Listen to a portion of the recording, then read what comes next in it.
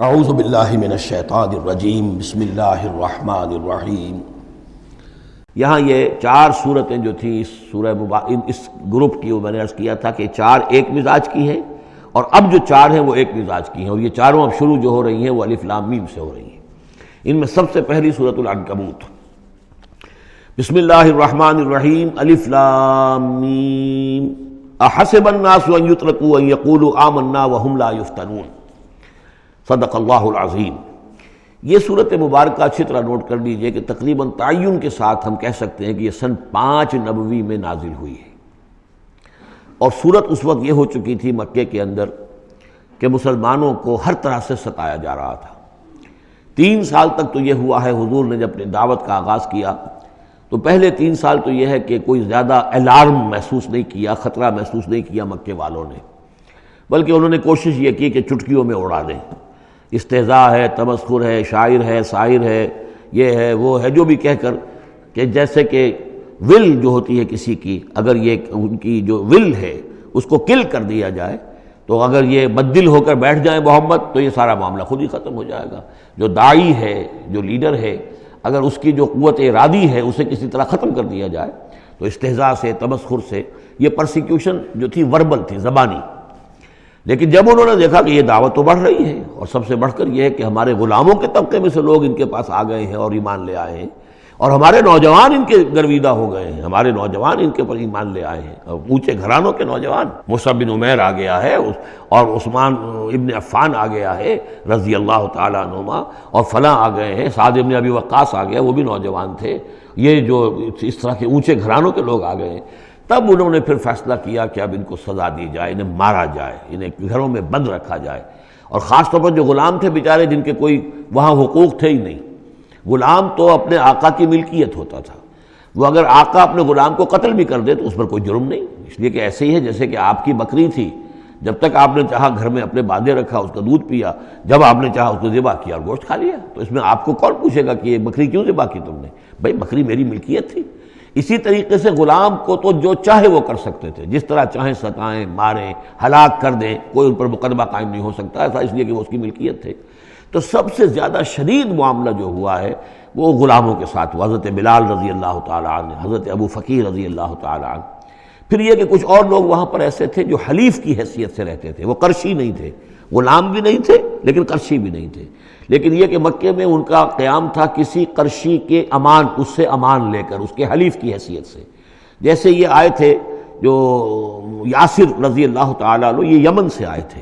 بلکہ ان کے بارے میں یہ معلوم ہوتا ہے کہ انہیں خواب آیا تھا کہ آخری نبی کے ظہور کا وقت ہے، کیونکہ یمن میں عیسائی تھے اور وہاں چرچا موجود تھا ان چیزوں کا۔ اس حوالے سے ان کے علم میں جب یہ بات آئی اور انہیں اندازہ ہوا کہ اس علاقے میں نبی کا ظہور ہونا ہے، تو وہ یہاں آ گئے، اور ابو جہل کا ایک چچا تھا، وہ شریف انسان تھا، اس کا حلیف بن کر اور اس کی زیر کفالت انہوں نے مکے میں رہنا شروع کر دیا،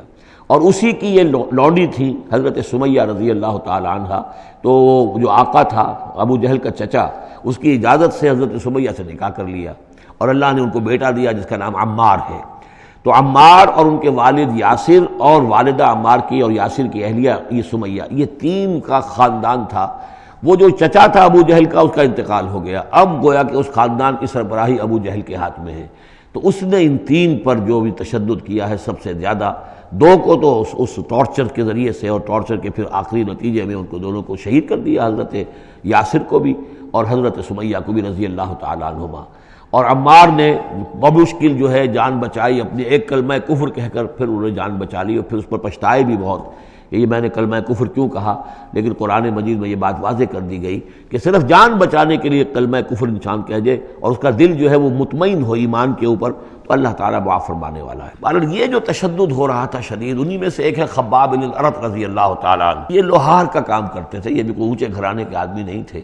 ان کے ساتھ بھی پھر جو کچھ کیا گیا ہے، ان کے ساتھ وہ واقعہ پیش آیا کہ دہتے ہوئے انگارے جو ہیں وہ لٹائے، زمین کے اوپر بچھائے گئے، انہیں بلایا گیا، اتارو اپنا کرتا اتار دیا، اب لیٹ جاؤ ان کے اوپر، ننگی پیٹھ کے بل وہ دہتے ہوئے انگاروں پر لٹا دیے گئے۔ پھر یہ کہ اسی انگاروں سے ان کی کھال جو ہے وہ جلی اور پیٹھ کی چربی پگھلی، اس سے وہ انگارے جو ہیں وہ ٹھنڈے ہوئے۔ تو یہ صورتحال تھا۔ تو وہ حضرت عمار جو ہیں خباب بن الارت رضی اللہ عنہ، وہ راوی ہیں کہ جب ہم پر یہ شدت اتنی ایسی ہو گئی کہ ناقابل برداشت ہو گئی تو ہم پھر حضور کی خدمت میں حاضر ہوئے، اور حضور اس وقت جو ہے خانہ کعبہ کے ایک دیوار کے سائے میں ذرا کہ ایک طرف کو سایہ تھا، تو آپ نے اپنی ایک چادر جو ہے اس کا تکیہ بنایا ہوا تھا اور آپ استراحت فرما رہے تھے۔ تو ہم گئے، ہم نے کہا کہ اے اللہ کے رسول، کیا آپ ہمارے لیے دعا نہیں کرتے، ہمارے لیے اللہ کو نہیں پکارتے؟ ہمارے لیے اب یہ چیزیں ناقابل برداشت ہو رہی ہیں، کب تک ہم جھیلیں گے، کب تک برداشت کریں گے؟ لیکن یہ کہ وہ کہتے ہیں کہ حضور کو یہ ناگوار گزرا، آپ اٹھ کر بیٹھ گئے اور آپ نے فرمایا خدا کی قسم تم جلدی مچا رہے ہو، ابھی تو تم پر وہ چیزیں آئی ہی نہیں ہیں جو تم سے پہلوں پر آئی تھیں۔ ان کے ساتھ تو یہ بھی ہوتا تھا کہ ایک شخص کو لا کر آدھا زمین میں گاڑ دیتے تھے اور باقی جسم جو آدھا اس کا ہوتا تھا زمین سے باہر، تو سر کے اوپر آرا رکھ کر چیرنا شروع کر دیتے تھے اور پورے جسم کو 2 حصوں میں بانٹ دیتے تھے، یہ بھی ہوتا تھا۔ زندہ آگ میں جلا دیتے تھے، یہ بھی ہوتا تھا۔ تو تم جلدی کر رہے ہو، خدا کی قسم وہ دن تو آئے گا کہ ایک سوار صنعاء سے حضرت موت تک جائے گا اور اس سے سوائے اللہ کی کسی کا خوف نہیں ہوگا، لیکن بہرحال تمہیں صبر کرنا ہوگا۔ وہ انداز ہے اس رکوع کا۔ یہ جو پہلا رکوع ہے سورہ عنکبوت کا، یہ گویا کہ ایک تحریک اور ایک دعوت، اور انقلابی تحریک ہو، انقلابی دعوت ہو، اس میں جو آزمائشیں آتی ہیں، تکلیفیں آتی ہیں، مصائب آتے ہیں، ظاہر بات ہے لوگوں کو قربانیاں دینی پڑیں گی تبھی کوئی کام ہوگا، بغیر اس کے تو نہیں ہوتا۔ اور جب تصادم کا مرحلہ شروع ہو جائے، جب یہ ہے کہ ایک جو معاشرہ جو ہے جس کے اندر کہ وہ کام کر رہے ہیں وہ محسوس کریں کہ یہ ہمارے لیے خطرہ بن گئے ہیں، وہ پرسیکیوٹ کریں اور انہیں ستائیں، تو پھر اس وقت جو مسائل ہوں گے ذہنوں کے اندر، ان کا حل ہے اس میں۔ اور یہ اس اعتبار سے ضربۃ السلام ہے پورے قرآن مجید میں، اس موضوع کے اعتبار سے یہ چوٹی ہے۔ جیسے کہ میں نے آپ کو حدیث سنائی، لکل شیء ضربۃ یا کل شیء سنام، ہر شے کی ایک چوٹی ہوتی ہے۔ وسنام القرآن سورۃ البقرہ، قرآن کی بحیثیت مجموعی چوٹی وہ تو سورہ بقرہ ہے، لیکن یہ کہ قرآن حکیم میں مختلف جو مضامین کے اعتبار سے جیسا کہ میں نوٹ کراتا آیا ہوں کہ اس موضوع پر یہ آیت یہ گویا کہ ضربۂ سنام ہے، یہ رکوع جو ہے یہ اس موضوع پر ضربۂ سنام ہے قرآن مجید کا، اس کا کلائمیکس ہے، اس کی چوٹی ہے۔ صدق اللہ العظیم۔